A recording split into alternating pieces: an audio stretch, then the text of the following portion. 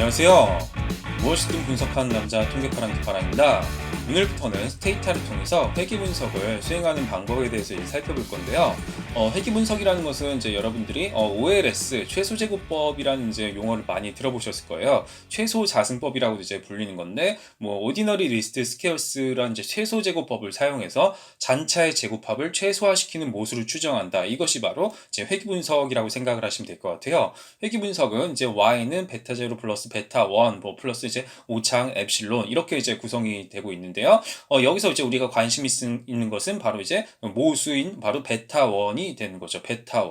베타 1을 추정하기 위해서 우리 이제 최소 제곱법을 사용한다라고 생각을 하시면 될 거예요.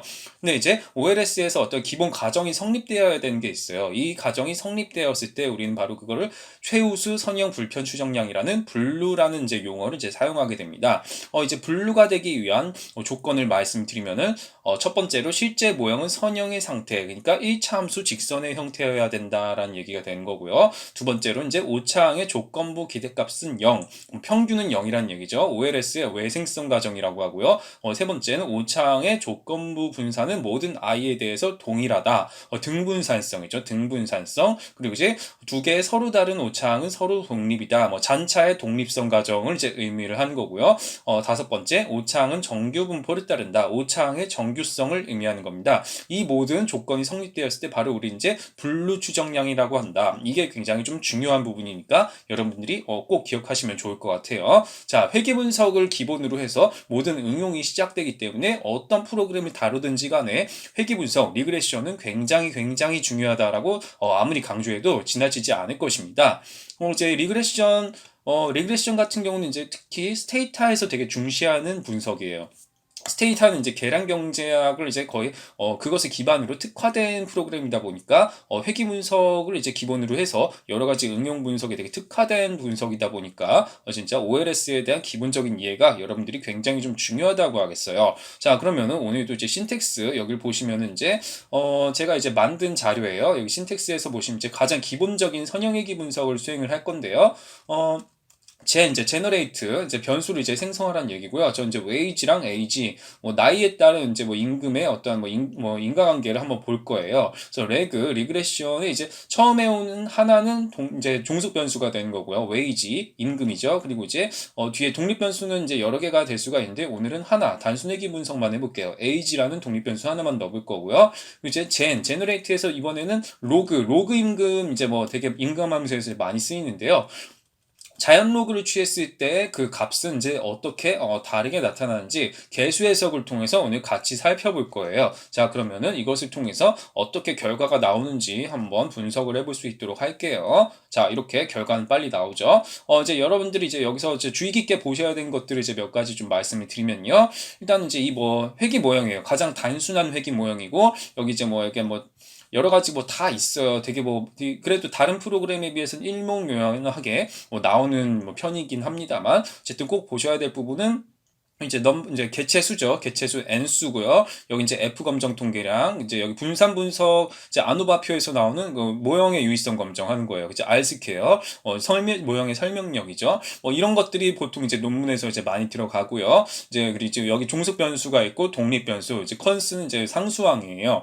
여기는 코에피션트, 회귀계수, 스탠다드 에러, T 검정 통계량, 유의 확률, 그리고 이제 신뢰 구간 이런 구조를 기본적으로 여러분들이 알고 계셔야 할 겁니다. 자, 그래서 이 개수 해석을 일단 해보면은 두 개 다 일단 순수하게 연속형 변수예요. 연속형 변수. 그러니까 나이 1살 증가할 때 임금은 4.4원 증가한다. 이런 얘기가 되는 거예요.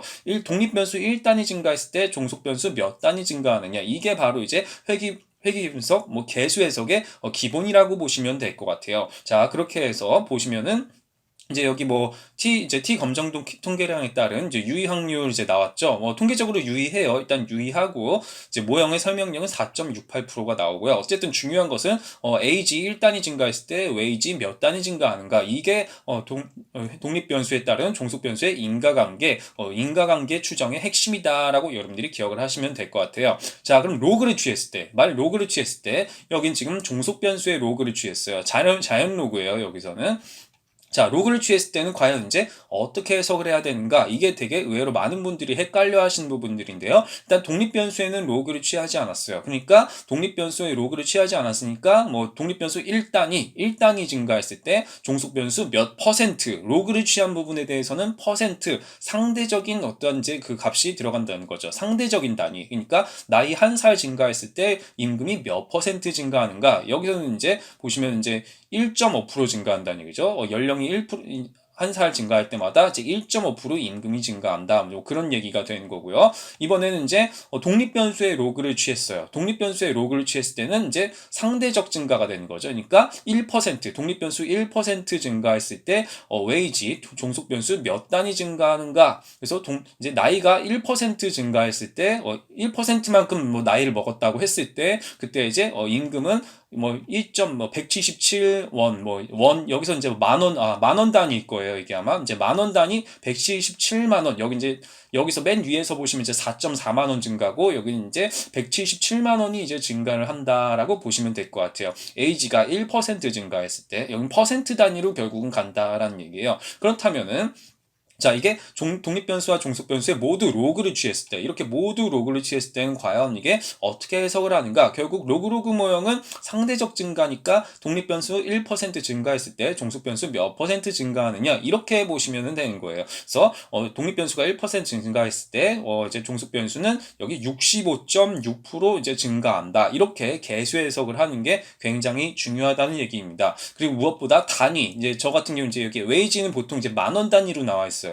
아까 처음엔 제가 원으로 잘못 해석을 했었는데 그게 아니라 만원, 그러니까 웨이지는 만원이고 이제 독립변수 1단위 증가했을 때 종속변수 몇 단위 증가하는가, 이 단위가 굉장히 중요하니까 단위 때문에 헷갈리면 차라리 로그를 씌우는 게 좋아요. 로그를 씌우게 되면은 독립변수 1% 증가했을 때 종속변수 몇 퍼센트 증가하느냐, 이렇게 단순한 해석이 가능하기 때문에 그래서 로그는 굉장히 좀 자주 사용되는 방법이다라는 것도 여러분들이 기억을 해주시면 좋겠습니다. 네, 오늘 내용은 여기까지 하도록 하겠습니다. 감사합니다.